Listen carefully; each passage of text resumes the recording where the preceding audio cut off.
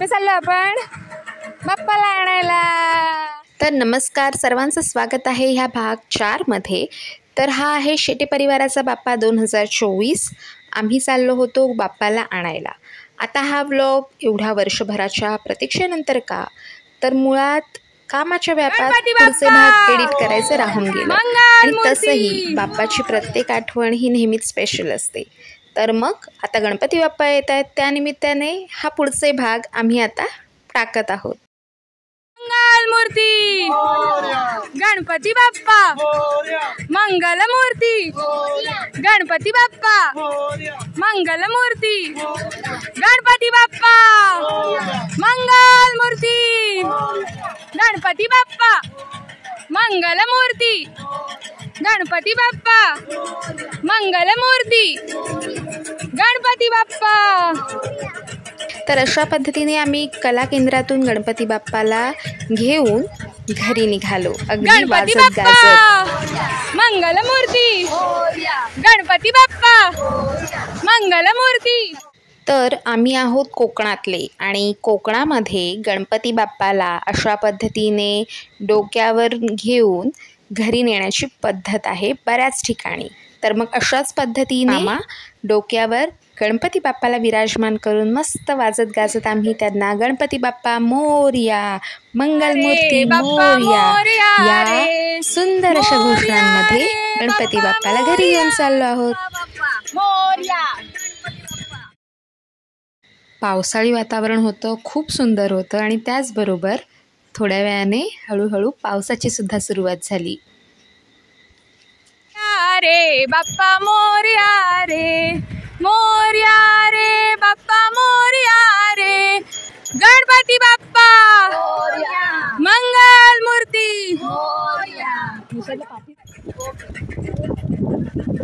गणपती बाप्पा मंगलमूर्ती, गणपती बाप्पा मंगलमूर्ती. आगमनासाठी आम्ही Bluetooth speaker नेला होता आणि तो स्पीकर आम्हाला कॅरी करता यावा म्हणून आम्ही एका पिशवीत घेतला होता आणि त्या पिशवीमध्येच आम्ही तो स्पीकर ठेवला होता. त्यामुळेच थोडंसं नाशिक ढोलचं बॅकग्राऊंड म्युझिक सुद्धा तुम्हाला ऐकायला आलं असेल.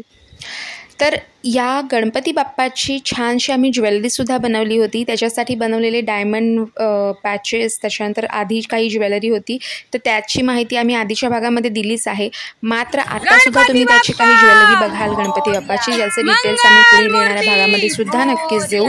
तर गणपती बाप्पा हा ॲक्च्युली आमची डेकोरेशनची थीम होती अयोध्येचे रामलल्लाचे मंदिर, म्हणूनच आम्ही गणपती बाप्पा हा रामलल्लाच्या रेफरन्सने बनवला होता.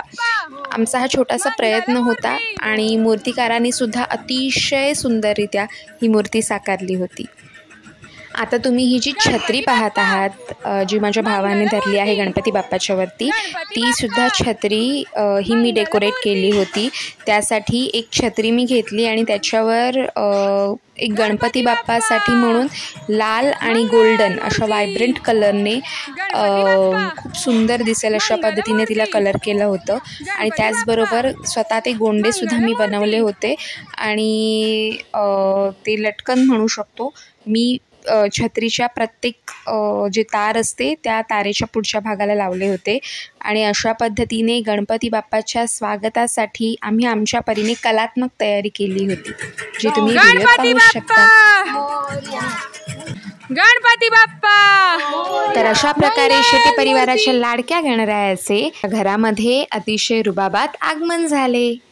तर हा माझा भाचा तयार होता गणपती बाप्पाचे स्वागत करण्यासाठी. छान अशी घातली होती त्याने टोपी आणि ही तयारी होती गणपती बाप्पाच्या आगमनाची. त्यासाठी गणपती बाप्पाचे औक्षणही करण्यात आले आणि त्याचबरोबर त्याची एक्साइटमेंट होती जास्त, ती म्हणजे पुष्पवृष्टी करण्यासाठी. पुष्पवृष्टी म्हणजे छोटे खाणी पुन्हा एकदा कलात्मक आमच्या पद्धतीनेच आम्ही केली होती, ज्याच्यामध्ये एका बॉक्समध्ये आम्ही फुलांच्या पाकळ्या ठेवल्या होत्या आणि त्या गणपती बाप्पा त्याची वृष्टी होईल अशा पद्धतीने ते बांधल्या होत्या. ती पुष्पवृष्टी कशी झाली ते पहा, आता पाहायला मिळेल तुम्हाला.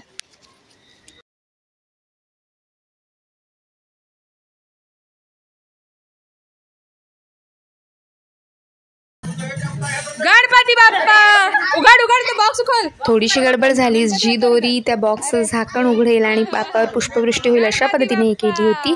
ती दोरी ओढल्यावर पूर्णच्या पूर्ण बॉक्सच खाली झाला. मात्र तरीसुद्धा कदाचित बाप्पाला आमच्या हातून पुष्पवृष्टी झालेली हवी होती, म्हणून मग आम्ही आमच्या हातामध्ये त्या पाकळ्या घेऊन गणपती बाप्पावर पुष्पवृष्टी केली आणि त्याचे स्वागत केले. शेवटी मनापासून केलेली प्रत्येक गोष्ट ही बाप्पाला आवडतेच आणि त्याच पद्धतीने असा हा आपला लाडका बाप्पा घरी आला. आता वेळ झाली त्याला सजवायची. मग सुंदर असा दिसणारा सजवलेला गणपती बाप्पा या सुंदर अशा डेकोरेशनमध्ये विराजमान झाला. जय सिया राम जय जय राम.